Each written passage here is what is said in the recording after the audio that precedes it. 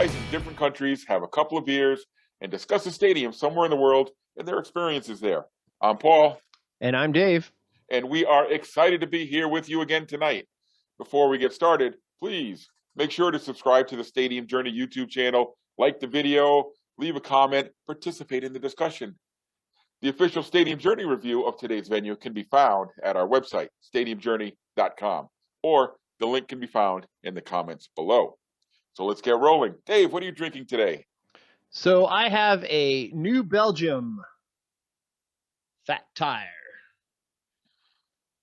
Fat Tire, appropriate for our city because it used to be known as the crime center of the East Coast. Okay. Myself, I am drinking. I don't have my camera on here, so I can't see.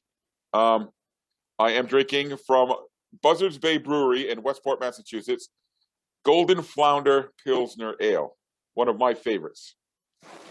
Okay. Goldfish beer. No, it's Golden Flounder. Yeah, it does look like the goldfish crackers, but yes, Golden Flounder. Buzzards Bay Brewery, Westport, Massachusetts. All right. Now, if we were in Hartford, we might take a trip over to City Stream Brewery, one of my favorite places, I got to tell you, and have a Naughty Nurse or two. Then we might even have a drink. No, Naughty Nurse is one of their signature beers over at City Steam. It's English style ale, very tasty, fantastic thing. The reason we would be in Hartford is because today we are talking about the XL Center, home of UConn basketball. Before we dive in, let's take a look at the stadium vitals.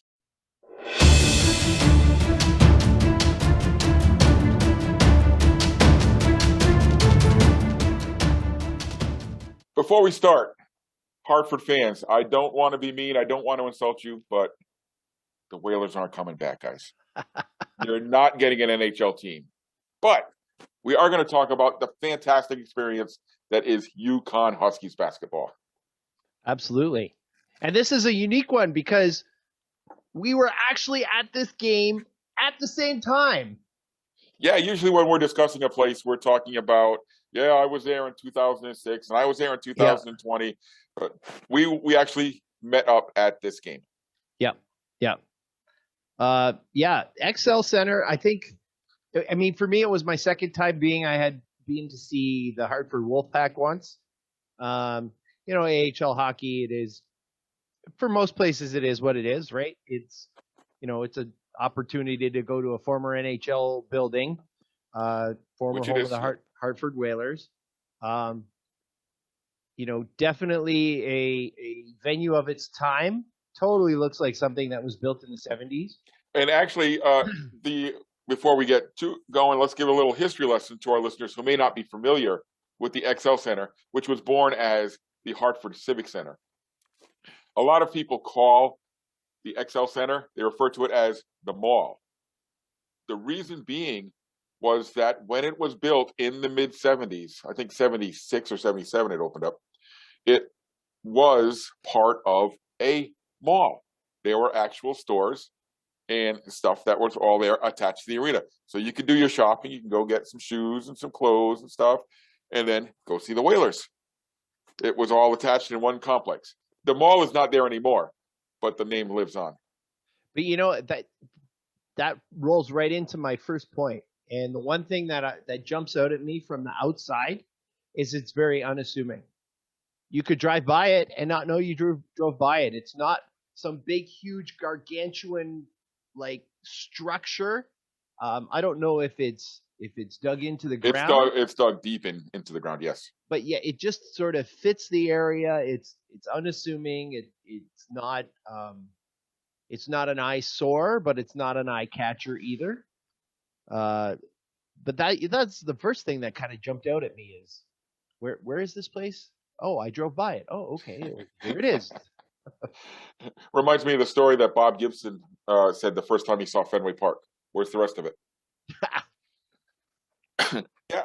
The XL Center is also, for folks who live in Connecticut, a political hot potato right now because the XL Center has been losing money for years and years.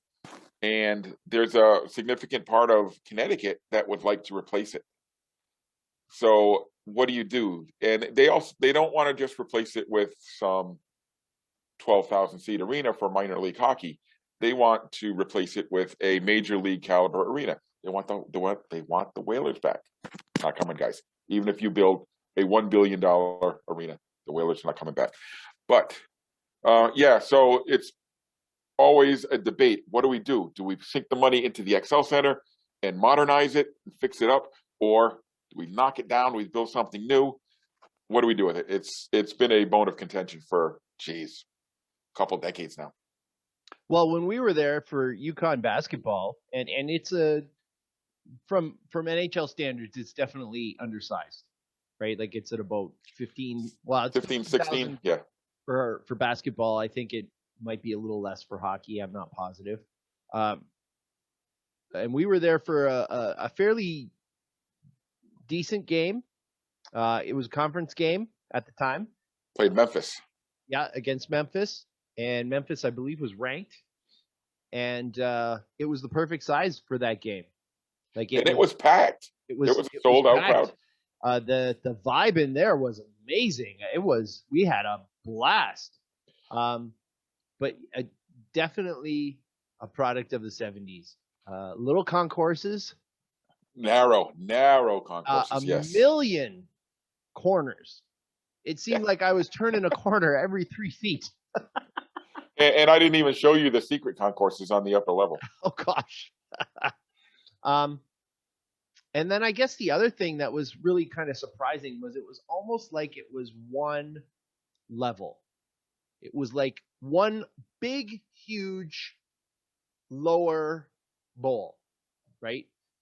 With very, very steep, steep seating bowls.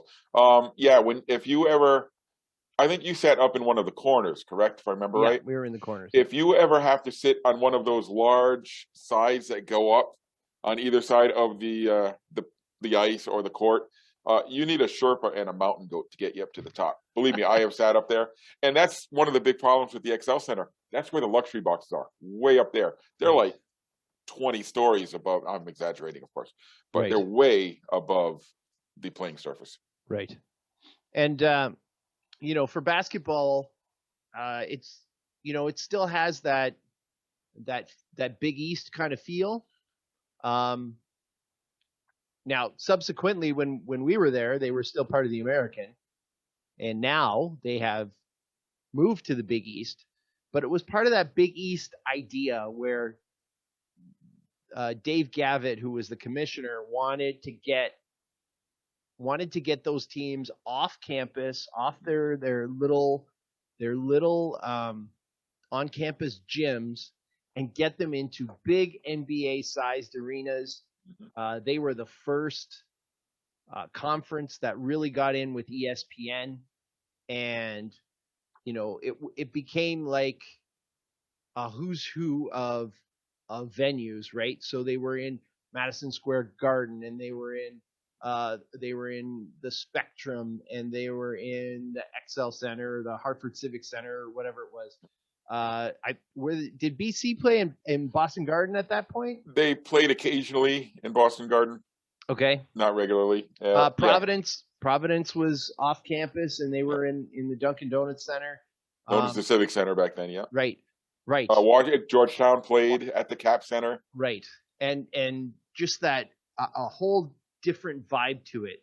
So now you still have some schools, and probably the three that would jump out at you are St. John's and Villanova and UConn, is they all still have another home on their campus. And the debate is what's better, right? Well, I can actually weigh in on this. The UConn campus is actually about 30 miles away from downtown Hartford. It's not close by any stretch of the imagination. And UConn has one of those old, well, actually, it's not that old. It was built in the 80s, I believe. Gampel Center, which is a 10,000 seat basketball gym on campus, one of those cozy, intimate ones where the fans just pack the place and are right on top of the action. I have actually been there more times for basketball than I have the XL Center. My trip there with you, Dave, was my first trip to the XL Center for basketball. I was there for concerts. I've been there probably, 30, 40 times for Wolfpack games. That was my first time for basketball. And I know I undersold you on the place before we went, because my experience with there was for 2,000 people there for a hockey game. Yep. Compare and contrast them. I would have said before that game, not even close. Play on campus, play at Gamble. I would still say if the XL Center is not banged out like it was that day, not even close. Play on campus. But that day we were there was an amazing atmosphere with 15, 16,000 fans. Not an empty seat to be found in the house. Yeah. And it was a good game too. It was a fun experience. I think with a program like UConn, which is, probably not a blue blood, but maybe that next tier below, right? Well, how many championships do they have since they have? Well, if you count men's and women's. Okay. Now we're talking about something totally different if we're talking about the women's. But the men alone have won 4 championships since '99, I believe. That's true. But they're the most unassuming, does UConn end up in the same sentence as Kansas and North Carolina and Duke? No, absolutely Usually doesn't. So I think they probably have the right idea. If you're playing like a rival and in the Big East again, like if you're playing Georgetown or if you're playing Providence or if you're playing like a big rival, I think the XL Center, and we were there on a weekend, I think that's a great spot. If you're playing a non-conference game against a smaller school, that's not going to be the place to go, right? And one of the things that I found is that they actually do their Ring of Honor ceremonies at Gamble. They don't do them at the XL Center. Right. So, who did I just see? Is Ben Gordon, I think, is either going to be honored or has just been honored or something like that. But the negotiation was, when can he make a game at Gamble so they can do that? Not at the XL Center. Yeah, and if you have the opportunity, if the schedule were to ever work out, if you're a hoop head and you're going and you want to experience UConn basketball, if I had to choose one, I would say go to Gamble. But if you could make them both happen, because the schedule does allow for it sometimes, if you're there for 3 or 4 days, check them both out. It's a great contrast, and they're both wonderful places to catch games.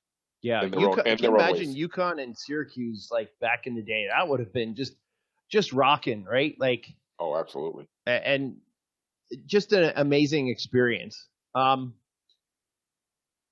concessions, I actually was pleasantly surprised in there. I've got to say, Dave, as a veteran of the XL Center, in recent years, they have made incredible strides to make it more local and make it more Hartford specific. If I've got to recommend one item to any of our listeners, get a steamed cheeseburger from Ted's Cheeseburgers while you're there. That's what we did. Jackson and I tried our first steamed cheeseburgers, and we were not well versed in having them, but being, watchers of Man vs. Food and various other shows like that, we were aware of the steamed cheeseburger, and that was on the radar right away. So steamed cheeseburger, for those of you who aren't aware, something that's specific to Central Connecticut. Only place they make them here. They don't fry them. They don't broil them. They steam them. They put them in a big metal cabinet with water on the bottom, and the steam cooks the meat, and that comes in these little trays, these little metal trays. So, obviously with the steam, they're very juicy. They're not dried out at all. And they also steam little trays of cheese. So you get this melted awesomeness that they just ooze on top of the burger. And then you top it with whatever you want. The burgers are just fantastic. Gooey. The cheese was gooey. Gooey That's is a great the best word I can think of. So, yeah, if you're coming from somewhere else, you've got to experience a steamed cheeseburger. But they also have, like, Randy's Worcester Street Pizza, which was also on Man's vs. Food. They have a stand at the XL Center, and a few other local places. You can get Big Bear Barbecue, which is a newer place, which is a big hit. If you ever go to a Yard Goats game, the line for Bear Barbecue is just all game long. It's a highlight. They serve their brisket and their pulled pork and their mac and cheese. It's just great stuff. So, yeah, you won't leave if you go to a UConn game. You're not going to leave hungry. But if you do leave the game hungry, Hartford's an underrated downtown area. There are a ton of places to go and eat down there. Nobody says go to Hartford, you'll love it. But man, Hartford has a plethora of dining options before and after the game. Yeah, where was the spot that we went to? We went up Pratt Street. Now Pratt Street is right outside the front door. The front door of the XL Center is Trumbull Street, but there's a little side street that goes off. It's called Pratt Street, and there are maybe a half a dozen restaurants on that. We ended up going to Vaughn's Public House, which is a little Irish pub. Yeah, good spot. Yeah, but I think we passed like 4 spots on there, and exactly. If you go out the other side, there's a bunch of spots out there. So yeah, you're not gonna go. Yeah. You're not gonna be walking around that area and not knowing what to eat. If you need a recommendation from yours truly, I would recommend either City Steam Brewery, which is on Main Street, just a block away from the XL Center, or go out the back door, go down towards the State House, and go to Black Eyed Sally Southern BBQ and Blues. I think I butchered the name there, but they've got authentic barbecue and Southern food, and if you catch it on a weekend night, they have live music there. It's a fantastic place to hang out, relax after the game. Nice. And if you go a couple blocks north, you're going to hit the ballpark, which seems to be all the rage in minor league baseball at the moment. Oh yeah, the Dunkin' Donuts Park. I almost said the Dunkin' Donuts Center out of habit. Dunkin' Donuts Park is the home of the Hartford Yard Goats. Built just, the saga. I love the saga of getting this ballpark built because it was New England politics in action. And it took over a year to get the ballpark built, but the final product was worth the wait. And I tell you, it's one of the best minor league ballparks in the country, bar none. And if you are into, checking out more historical places, the Mark Twain House is only a couple miles from the XL Center, as is the Harriet Beecher Stowe House as well, a couple of historic spots not far from the XL Center. The State House, the Connecticut State House. If you're there during the daytime, go take a look at it. It's amazing. It's an amazing looking building. It's a block from the XL Center. Lots to do in downtown Hartford. Never thought I would say that as a Providence person.